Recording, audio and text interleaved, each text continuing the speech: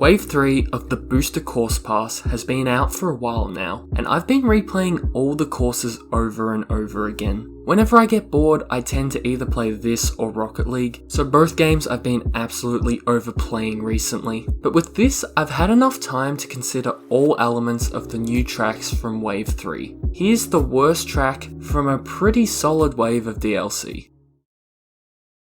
I'm sure this is a shock to a lot of people, as many people would consider this to be one of the best DS tracks. But for me, this track was just alright on both the DS and Wii version. In fact, the Wii version was a bit of an upgrade, with the added trick ramps. But with this version, they took out all the best features. The multi-moles are still here, which is good, but they've decided to get rid of the trick ramps. The hedge layout is way more spacious, which just makes the track easier, and the gardens are laid out in a way that makes them useless. That last one's really just a nitpick, but you can see how removing a lot of good features from a decent track really relegates its ranking.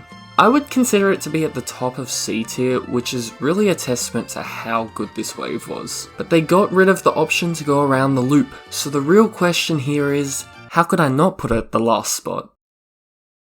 With some exceptions, the city tracks seem to go through the same trends with me. At first, I'm impressed by how diverse and varied the track is. Then I really start to enjoy it after learning routes and shortcuts better. But lastly, I start to get tired of these massive stretches of nothing to do, and London Loop is one of the biggest offenders of this, as there are so many sections in this track that feel so plain, with only the scenery to spice up the track. But there's still a lot of great areas to this track, and the addition of chain chomps on the final lap just adds to the already varied track. It's just a shame that the course is too long.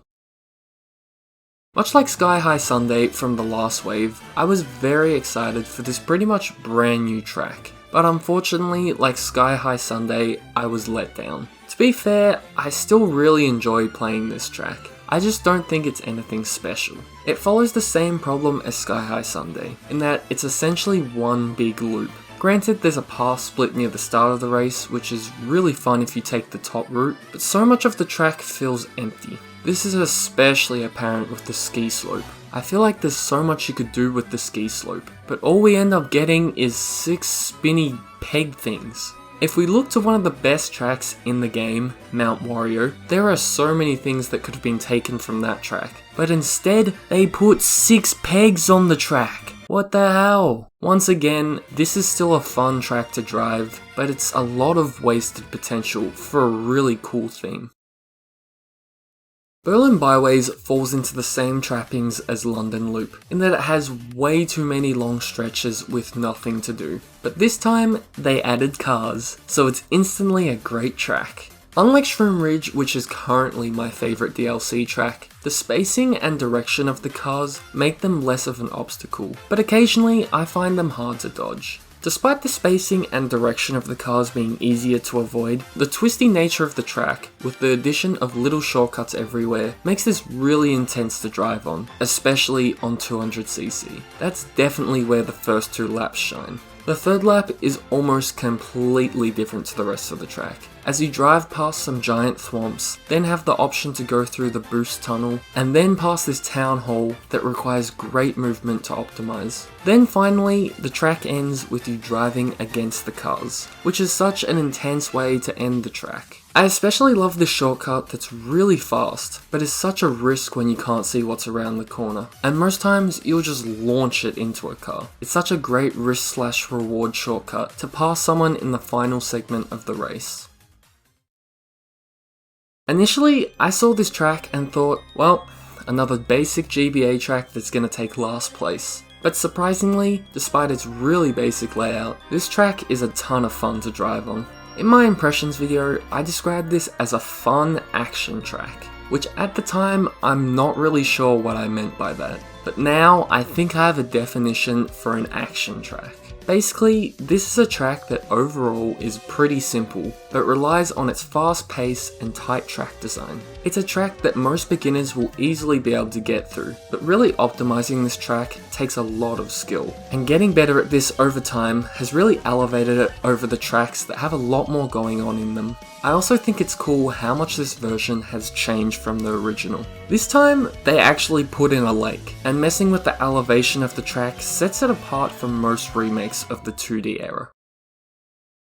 Maple Treeway has always been a fan favourite, and for good reason. Its unique autumn theme has never been as good as it is here, as you explore a giant maple tree as well as the autumn themed forest. My favourite section of the Wii track was the Wiggler section, as it was always so difficult to avoid them. However, in this version, they're a lot easier to dodge, but that's the only thing that's bad about this track. Every other section has remained faithful, and is just as fun as I remembered.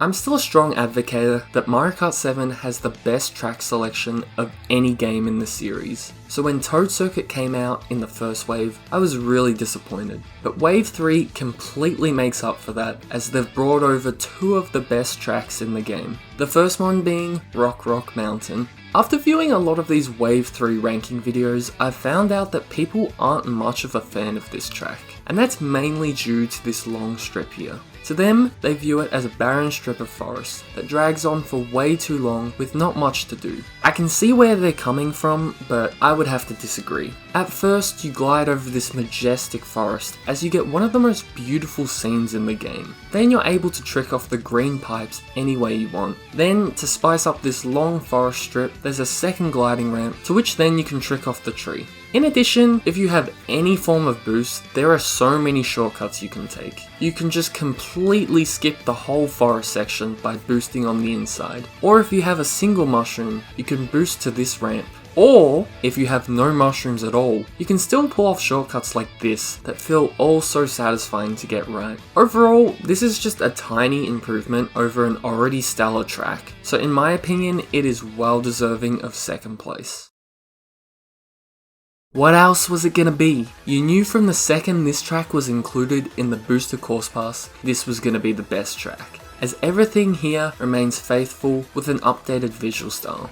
Now that this course has made it into a mainline console, we can really see how beautiful and fun this track is. Mario Kart 7 being the first game to introduce the 3-section tracks, made this Rainbow Road one of a kind, as it's able to introduce so many varied sections with no limitations to how difficult or creative the track can feel. My favourite section of the track is the ending, with the ramps and the rings. Flying through this area at high speeds, constantly optimising your route, is such a fun way to send off a truly magnificent track. As much as I love this track, I do have to bring up its one flaw, which is pretty big and stops this track from being perfect, and that is, it has no shortcuts. The original version on 3DS had two not so much intended shortcuts that either involved boosting across this giant gap with the different glider physics, or jumping across this gap at the end with a boost. Even though these shortcuts were never really intended, they saved this track and gave it the perfect score it deserves. But in the Mario Kart 8 version, without these shortcuts, I just can't say that this is a perfect track. Which is why overall, Shroom Ridge is still my favourite track from the Booster Course Pass. As you can see, this wave as a whole has been one of the best yet, but as I'm writing this outro, Wave 4 has been announced, and I don't want to get my hopes up, but it looks like it's going to be even better, with a really cool looking original track, as well as the addition of Birdo. So hopefully in the future they add other characters that aren't as lame as Birdo. Anyways, thanks for watching this, even though Wave 4 will probably be out by the time I finish editing.